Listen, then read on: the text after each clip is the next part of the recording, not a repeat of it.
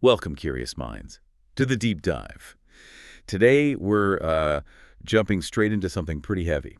Definitely. It's a piece that really challenges, well, almost everything. It's a philosophical, political critique looking at government, authority itself, based on this article, The Most Dangerous Superstition. Yeah, and it's structured almost like a visual essay, which is interesting. Its main point. Mhm. It argues that most, large-scale violence, oppression, suffering, it doesn't really come from greed or hate, not primarily. Okay, so where does it come from then? From the belief in authority, the idea that some people have the right to rule and others have the duty to obey. That's what the author pins it on. Right. So our mission today, for you listening, is to really unpack that central thesis. We want to pull out the key arguments, the insights from this pretty powerful source material. Yeah, get to the heart of it. Okay, let's unpack this. So right off the bat, the article hits you with this title, The Most Dangerous Superstition, and it means the belief in authority. What's the thinking there? Well, it's not just saying leaders can be bad, it's deeper. The article claims that our willingness as ordinary people to obey authority, even when it, goes against our own sense of right and wrong, that willingness is what has actually enabled the worst things in history. It's about handing over your moral judgment. So it's less about, like, uniquely evil individuals and more about ordinary folks. Exactly. Ordinary people just following orders, believing they're doing the right thing because, well, the law says so or the government mandates it. They think they're being good citizens. Precisely. And that belief that they're acting correctly because authority says so allows them to participate in things they might otherwise find abhorrent. Which, okay, that leads straight into this other big point the article makes. This idea that government doesn't actually create morality. Right. It's quite emphatic on this. Things like murder, theft, they're wrong. Intrinsically wrong. Regardless of the law. Regardless of whether there's a law against them or, and this is the unsettling part, even if a law somehow told you to do them, morality comes first, the article argues. It's not derived from legislation. Huh. And the article talks about a dangerous inversion of ethical reasoning. What's that about? That's where it gets really interesting. It's this common assumption that if the government makes something legal, like taxation or certain regulations, maybe even war, then that action somehow becomes morally okay just because it's legal. People flip it thinking legality equals morality. So it's not suggesting we just ignore all laws then. No, it's not about anarchy in that sense. What's fascinating here is how it forces you to separate two concepts. The core message is law does not equal morality. They can overlap, sure, but they aren't the same thing. So where should morality come from, according to the article? From individual conscience, from inside each person, not from some external decree. That's the fundamental source of ethics, it argues. Okay, and this idea of just obeying, following orders, it really connects to some dark history, doesn't it? Oh, absolutely. The article doesn't shy away from it. It points directly to atrocities under the Nazis, Stalin, Mao. Yeah. And the argument isn't that entire populations were suddenly evil. It's that millions of ordinary people were convinced to obey authority, even when the orders were monstrous. That phrase, I was just following orders. Yeah. The article sees that as a complete abdication of moral responsibility. Right? Exactly. A total handover. And it links that directly to this underlying belief that the government, the authority, is legitimate and must be obeyed. That belief is presented as the key mechanism. So the belief itself enables the horror. Yes. The article even uses this analogy. It calls the belief in authority a kind of spell. Yeah, like it turns normal people, maybe even good people, into tools for oppression without them even realizing it sometimes. If we connect this to the bigger picture, it suggests a really deep psychological vulnerability we have. Wow. Okay, so this spell benefits the authority, the government. And the article really goes after the nature of government itself, doesn't it? This is where it gets really interesting. It really does. It flips the script completely. Forget government as protector. Right. So what is it then, in this view? The article calls government, flat out, the greatest thief and aggressor in history. Whoa. Okay, that's huge. How does it even begin to justify that? I mean, people think of police, roads, defense, protections, right? It breaks down what government does, taxation. That's taking wealth by force, not agreement. Laws. That's enforcing obedience, often backed by threats. And critically, government claims a monopoly on using violence legitimately.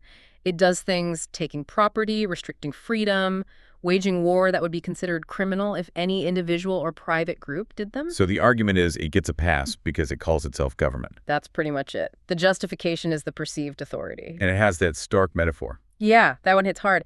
Giving government power to protect us from thieves is like hiring the mafia to keep your neighborhood safe. It definitely makes you pause and rethink the basics.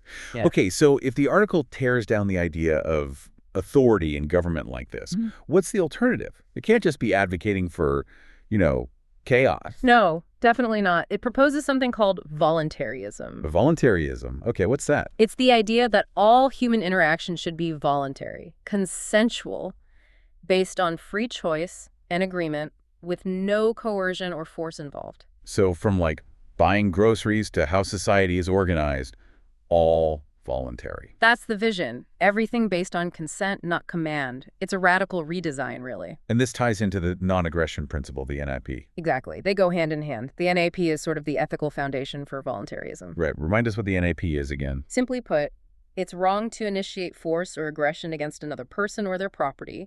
Force is only okay in self-defense, responding to aggression. Okay, initiating force is the line. That's the line, and the article argues this isn't some weird new idea. Right, it says we already kind of live by it.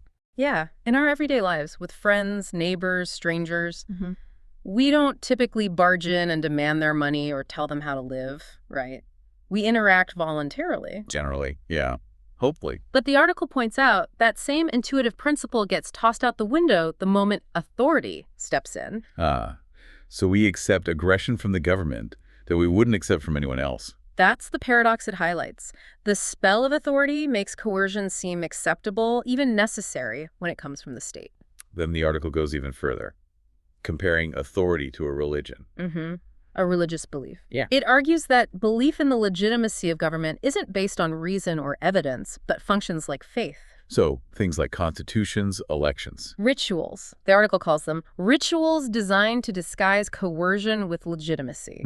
Elaborate ceremonies to make the underlying force seem acceptable, even righteous. That's quite a take. It draws a parallel, doesn't it, between old beliefs and modern ones. It does. Just like people used to believe in the divine right of kings that God chose them to rule. The article suggests modern people have a similar, almost religious faith in the divine right of politicians and the systems that put them there.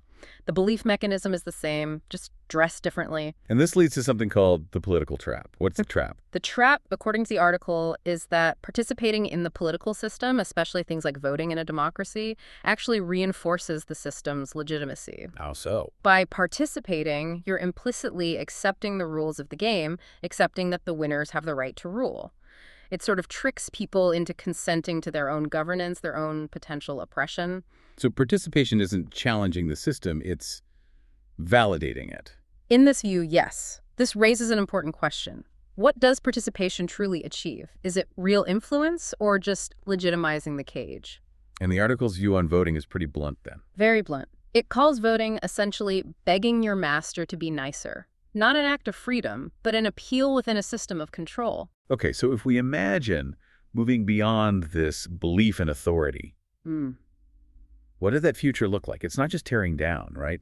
What's a constructive vision? Right. It's not about chaos.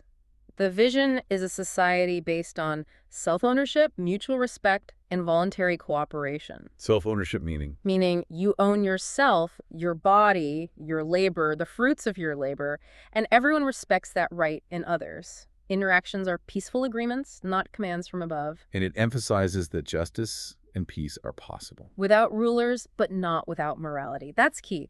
Individual morality, based on principles like the NIP, becomes the foundation, not external laws enforced by coercion. So true freedom in this view involves respecting others' choices. Absolutely. Even choices you disagree with, as long as they aren't aggressive, as long as they don't violate the NIP, it's about non-interference and voluntary association. And the article circles back to why people cling to authority, despite all this. What's the reason given? It's quite a psychological point. It suggests people want to impose their preferences on others, tell them how to live, what choices to make, but they don't want the personal guilt or responsibility of being a bully. So government provides a way to do that. Exactly. Believing in authority allows people to think, It's not me forcing you, it's the law, or it's for the common good. It provides a shield, an illusion of righteousness for controlling others. But that desire, the article warns, ultimately leads to. Tyranny, not freedom, because it relies on overriding consent through force, legitimized by the superstition of authority. So, wrapping this all up, Mm. what does this mean? This article really forces a reevaluation of some fundamental ideas about society, power, right and wrong. It absolutely does. And the final message is incredibly provocative. It says, basically, the way to break the cycle is not to get the right person on the throne, it's to stop believing in the throne altogether. Stop believing the threat. Yeah. Stop looking for the right ruler, the right system of authority. Instead, the call is to take back personal responsibility Responsibility for what? for deciding what's right and wrong yourself, based on principle, on conscience, not just deferring to laws or politicians or governments. Stop outsourcing your moral judgment. That's a huge shift in perspective, and it leaves you, the listener, with a really deep question to think about, doesn't it? Definitely. If this core belief in external authority really is as dangerous as the article claims, what other maybe deeply embedded social ideas, constructs are we all just accepting without really questioning their basis? What things do we take for granted? And maybe even harder to imagine, what would a society truly built only on voluntary interaction and individual conscience actually look like in practice? Beyond the theory, that's something to really chew on.